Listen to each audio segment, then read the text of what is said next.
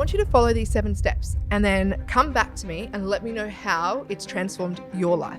I'm sorry to burst your bubble, but nobody's coming to save you. It's up to you to make the change, to actually do the thing. And these things will absolutely help you get there.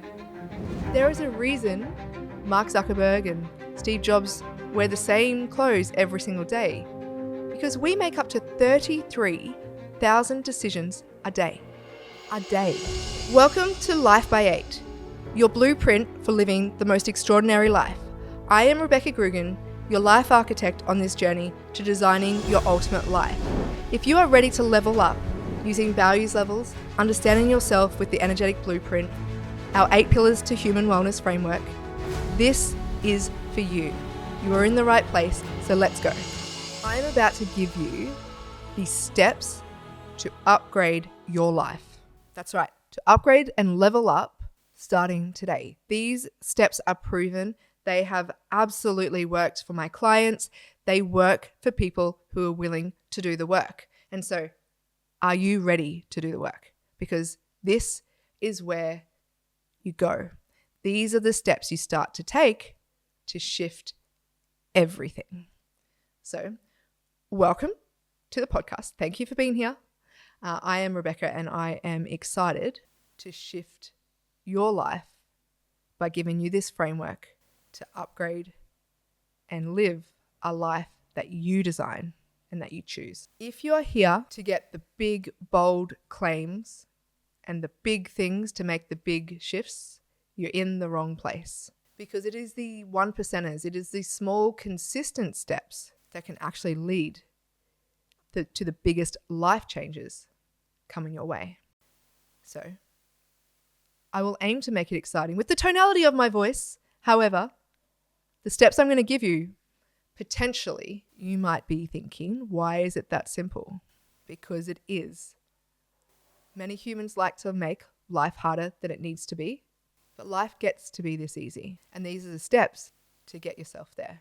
So step 1, clarify your vision. If you can imagine, you get into a car and you have no fucking idea where you want to go. And so you just drive around and around. You're going to run out of petrol or fuel or gas wherever you are in the world listening to this. But if you don't know where you're going, you will run out of energy. You will run out of fuel. You will drive around in circles and end up nowhere.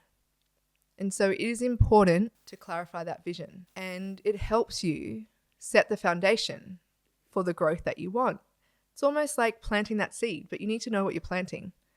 When I speak to clients about how to actually get that vision, is what do you want? And if that's hard to answer, what do you not want? I know, answering both of those can really help you start to get that well-defined vision or get that clarity on the things or the end goal that you want. You can use things like vision boards. So here at Life by 8, we run a number of vision board events, and I have got masterclasses that I run at the end of the year based off of this. However, a vision board can be different for each human being. So you might cut pictures out of magazines, you might print things off. Yours might be heavily word-based, but having that vision board allows you to remember, allows you to see that vision each and every day after you've created it. You can journal daily or with intent. So you can answer certain questions that are going to help you bring that vision to life to really get closer to that understanding of what you want. And you can set long-term goals. One of the processes I use, and my book is coming out in the coming months, is the before list.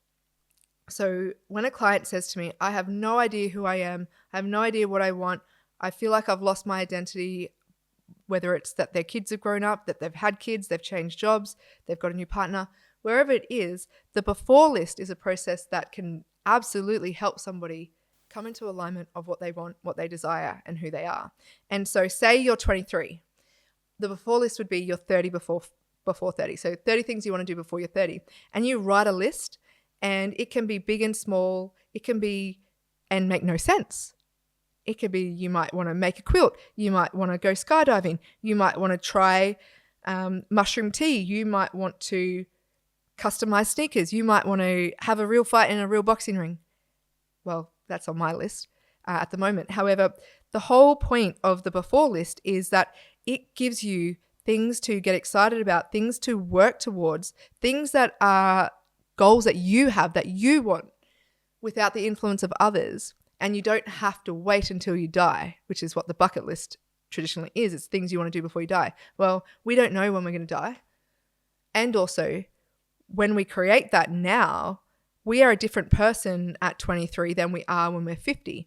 And so the before list allows you to have this incredible long-term goal list that can bring you back to yourself, bring you back to remembering no matter what's happening in your life. And it's over a long period of time. And so if you're 23, you've got 7 years to get those 30 things done on your list. But if you're 28, you could still do 30 before 30. It's just that those things will be that things that you can achieve in 2 years. And so the before list is an incredible way to get that clarity in your vision and to remember and to work towards becoming the person that you want to become.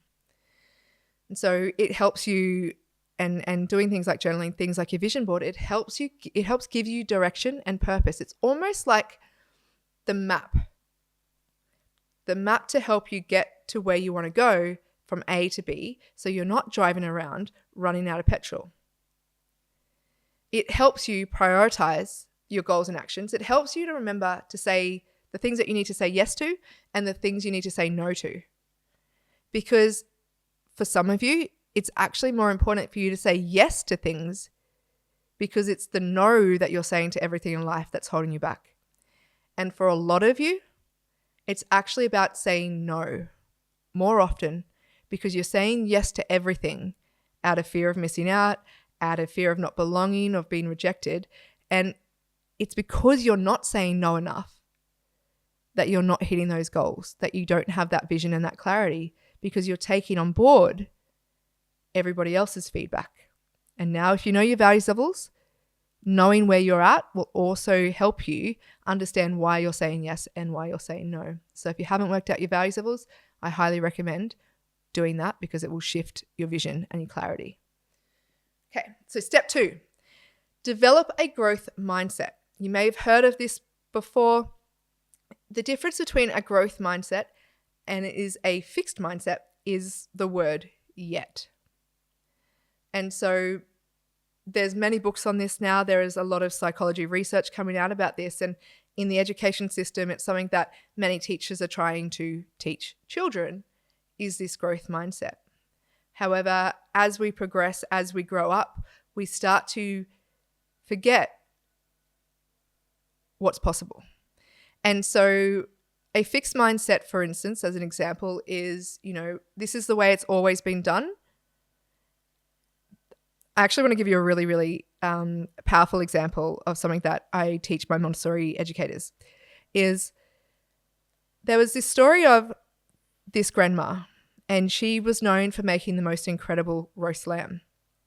And one year there was this daughter and this granddaughter in cooking in with the grandma. She would prepare and marinate the lamb, and then she would put it in to the dish, and she would cut off the bone and the leg, and then she would put it into the oven, and they would all watch it. They'd all make the potatoes together. And then the granddaughter asks, "Why do we cut the bone?" The magic of this is that the only reason the bone got cut was because when that recipe got handed down the generations, the roast didn't fit in the oven, which is the only reason the bone ever got cut in the first place. You don't actually have to cut the bone to cook and get the same roast lamb. And that's a fixed mindset, right? Is that we just do what we're told and we do it without understanding the why. A growth mindset is the ability to ask that question and also knowing that power of yet. The ability to grow and improve. Just because something is the way that it is, just because we have a belief that we have, doesn't mean we can't change. If you're listening to this podcast and there's children around you, probably skip past it or turn the volume down, because I just want to talk to you about a belief. You have many beliefs within your own life, and a belief can be changed. At some point, you likely believed in Santa Claus. And then at some point, you changed that belief. And if you're an adult and you still believe in Santa Claus, I'm sorry if I've just fucked up your life. Sorry. However, it's proof that beliefs can change. And so that growth and that ability to improve is possible with a growth mindset. It's really hard to cultivate a growth mindset if you believe that everything is concrete, everything is the way that it is, and that what you believe is the only possible truth. And so some examples or some ideas that I want to give you to help you cultivate that growth mindset is to practice self-reflection. So are you actually reflecting on the days that you're living, on the choices that you're making? Is that bringing things into your awareness? Are you able to embrace challenge, or do you run away from them? And when a challenge comes, your nervous system is going to be the thing that actually dictates how you operate within that challenge. If you're in fight or flight, you're either fighting it or you're running away from it instead of facing it. If you can actually start to embrace that change, that challenge, and know that it can shift you, it can change you, and that it's going to have there's an opportunity there for you to learn, then your growth mindset begins. Because you can reframe what you deem as a setback as an opportunity for growth. And it's this optimistic way of looking at life that's going to shift everything. Because when you are living from that optimistic state, you change the vibration and the frequency that you operate at. And your ability to regulate your nervous system allows for that growth. But your thoughts and your words create your reality. And so how can you add yet into your life to increase your ability to see things through that growth mindset instead of everything being the way that it is? Step 3, establish daily routines. So there is many books that people talk about. There are many daily routines that many people are trying to copy from other people. I want you to have a look at, what does a daily routine mean for you and what works for you? Not just because some famous entrepreneur or celebrity told you to do something a certain way. Establishing a daily routine that works for you helps build consistency and discipline. And it is with consistency and discipline that you actually achieve the things you want, that you get those goals, that things actually happen and come to fruition. The ability to have certain routines also helps you reduce decision fatigue and increase that productivity. There is a reason Mark Zuckerberg and Steve Jobs wear the same clothes every single day, because we make up to 33,000 decisions a day. A day. And so if you're really tired, especially if you're a single parent, you're making more decisions for more people than others. And so that daily routine can help reduce that fatigue and allow you to just get on with it, to do the things instead of deciding what you're going to do.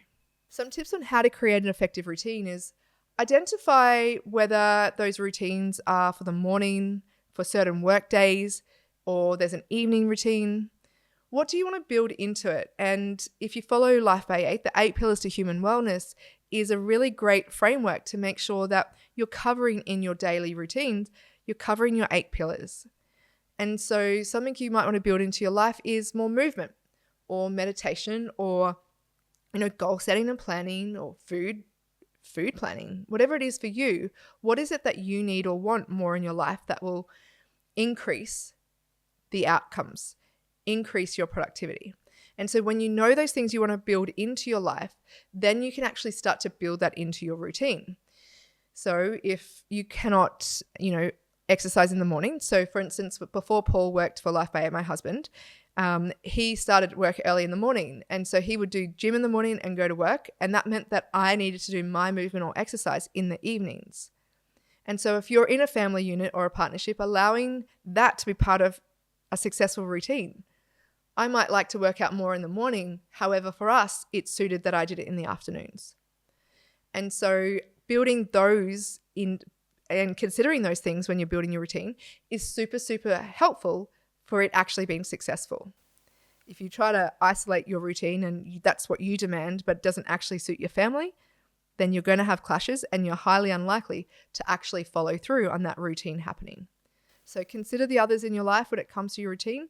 Know the things that you want to build into that routine, into your daily life, and decide where and when as part of your day that those routines are the most beneficial and the most possible. Step 4, prioritize health and well-being.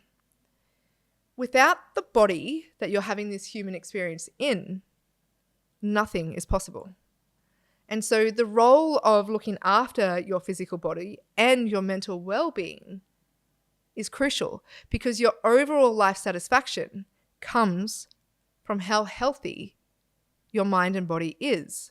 The impacts on your energy levels, on your mood, on your ability to produce outcomes or create is fucking huge if you are not looking after your health. And so I've spoken before, and I want to reiterate the fact that movement, getting your heart rate up, is so important for your overall health. The food that you're choosing to consume, is it substantial? Is it enough? For a lot of women, it's actually that they're not eating enough calories, protein, especially carbs is something that a lot of us get easily, and sugar. The thing is that are you actually eating enough good food like protein, like fruit and vegetables? Are you getting enough of that in your diet? And are you actually sleeping enough? Now, I understand that we have a hustle culture. I'm somebody who is very big on the fact that having a work ethic and actually doing the work is imperative for success. But sleep, if you are only doing the work and you are sacrificing sleep, it is over time going to affect your overall health. And nothing is actually worth that, because without health, you have nothing. You can have all the money in the world, but if you don't have your health, that money can't buy you shit. So prioritize movement, prioritize food, prioritize sleep. And making small sustainable changes like this, for instance, if you're having eggs in the morning, could you add vegetables into your scrambled eggs? Just add one small thing. Focus on drinking more water. The more water that you have in your body, the more room you have between your cells, the more light that you attract, the more you can manifest, the more that you can operate at a higher frequency. There are so many benefits to drinking more water. And so just choose one thing, because when you choose one thing and then you can create that and turn that into a habit, then you can add the next thing and you layer and layer and layer, and all of a sudden you're automatically living life at that higher frequency with more energy, with more mental clarity and longevity. Step 5, build strong relationships. The importance of connection. You are a herd animal. You are built. You need other human beings. Even if you fundamentally think that you don't, your energy field, everything that makes up who you are, it needs more energy. It needs access to other people. Positive relationships, they contribute to a life that feels full, that feels worthy, that feels purposeful. Personal, professional relationships. A relationship is where two people connect, where they can have something in relation to each other. It doesn't just mean romantic relationships. It means every interaction you have with other human beings. And where are you choosing to have those interactions, and are they serving you? but being really intentional with deepening and having and creating and maintaining those strong relationships is imperative to upgrading your life. Now, something that can be hard for a lot of people to hear here is that sometimes you have to let go of people who are holding you back from that upgrade and upgrade that circle of friends, upgrade the people you spend your time with. Now, depending on how you want to take that, you may think that that means that you've got to look at yourself as better than. It doesn't. What I mean by that is if you want to operate and you want a life a certain way, the people in your life are going to influence your ability to have that. We all have our own agendas. And so your friends and your family, what is their agenda? If you were to be successful, if you were to make it, if you were to have more than them, how would they respond to that? How would they feel? And how would they want you to feel? And what do they want to know? They want you to know that they're envious of you, or that they're jealous of you, or that you shouldn't have too much, or that you're greedy or selfish, or whatever it is. They're going to have their own individual agendas. So it's important to have strong relationships around you, but it's even more important to be intentional with it. And sometimes you might have to sit at the table, at a new table by yourself for a moment while you let go of some and bring in others. But either way, we need them as human beings. You need people in your life. So if you practice active listening, like, do you actually listen to people? Are you a great friend? Are you a great human being? Or are you only ever talking about yourself? But a way to strengthen those relationships is to actually practice active listening, sitting there and allowing yourself to hear what the person is saying to you without the need to respond. To practice compassion and empathy. Can you actually feel what the other person is feeling? Can you hold the space? Do you know how to do that? And if you don't, can you practice that? But also maintaining regular communication. So we are so connected now through social media that we know stuff about people who we haven't spoken to in years, and it feels like that we are connected. But are we actually connecting? Are we actually communicating with people regularly? Or are we just observing and thinking that that is connection? Schedule regular catch-ups. It is possible. You can all say that you're busy, but you will prioritize your time. You will make time for what matters. Start at home. If you're in a relationship, a marriage, and you've got children, start there. Are you actually catching up with your children, with your husband, as a family, but also one-on-one individually? Start with your family. Start with your extended family. If you like your parents, are you actually seeing them? Nothing is guaranteed. We don't know when we get to see them again. And when you leave people, are you telling them that you love them? Are you telling them why you're grateful for them? Make the time for the people that matter. Because you can sit there and feel like nobody makes time for you, but are you actually making time for them? And the benefits of this is far beyond anything that I could actually share with you in words. You will feel it.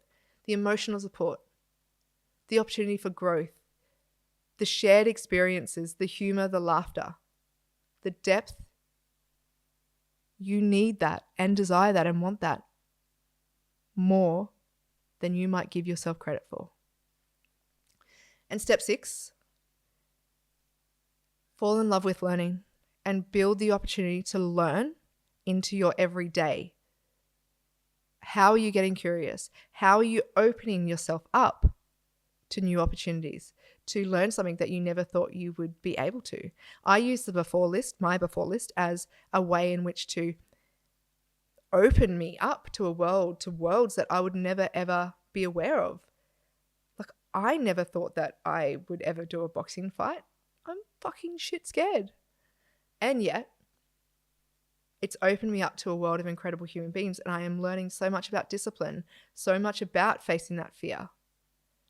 And I get to observe how people utilize anger, and that it's actually not required. But that's part of my lessons. That's the things that I'm learning and intentionally going into that experience with. At the same time, I'm going to jump out of a plane because I'm scared of heights. And at the same time, I'm learning how to make a quilt.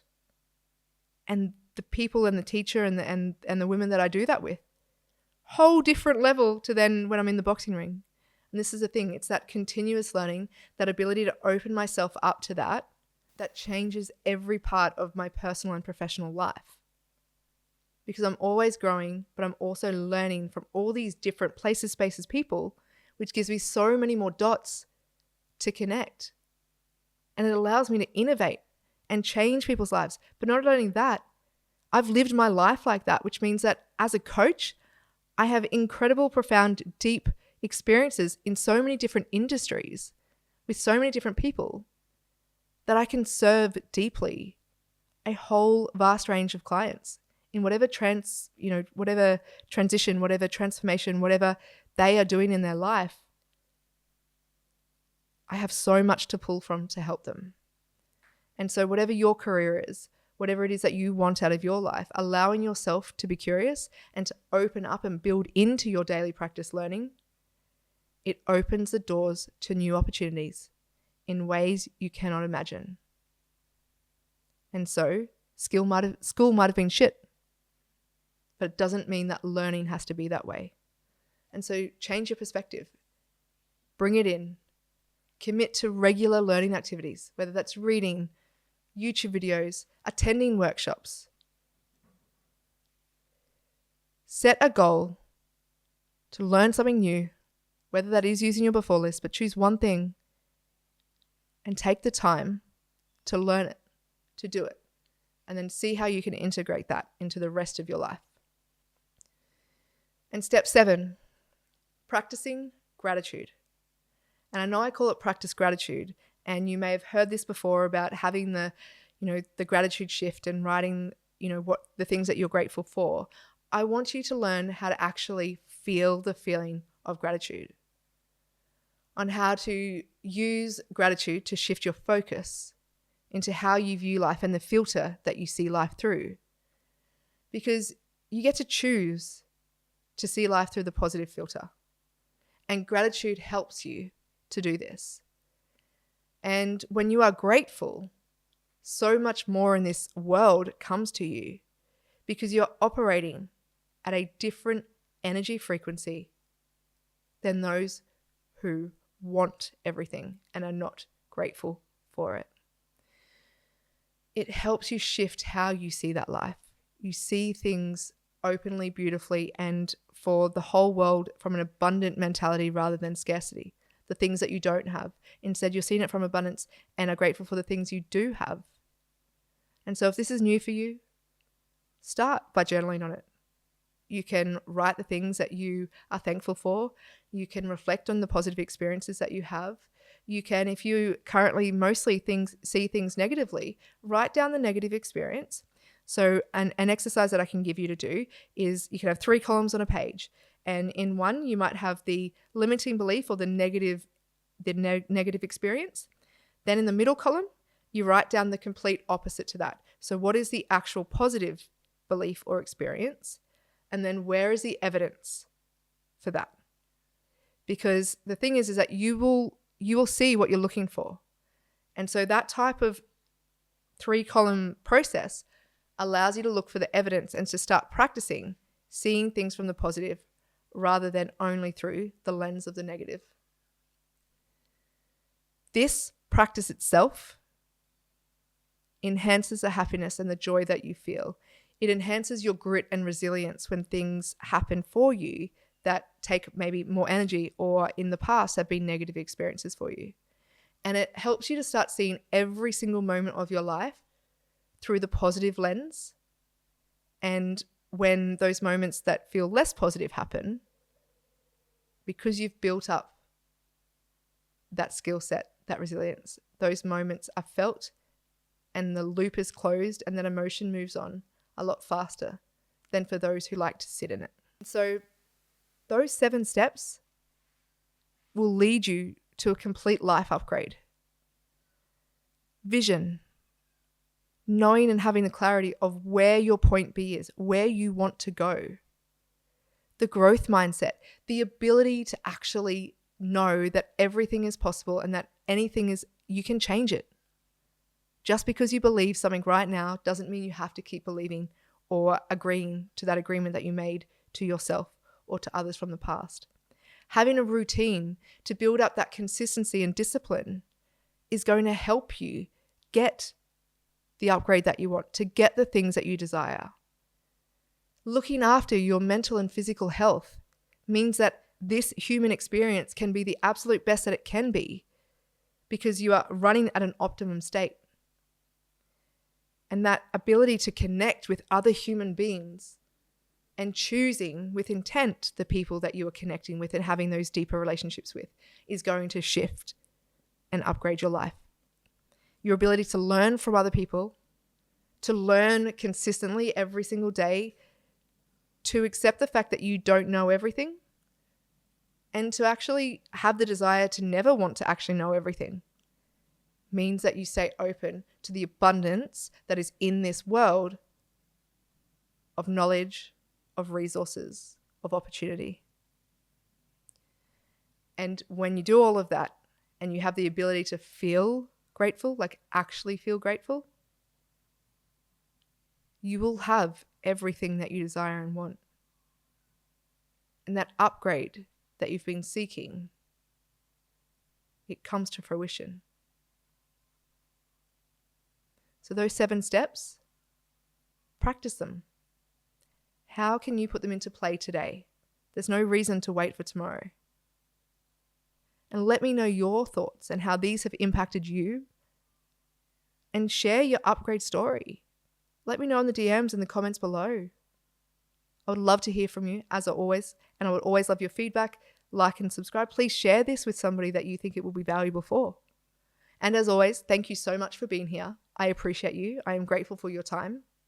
And I hope and strive to bring value to your life in every way possible. Have a great day.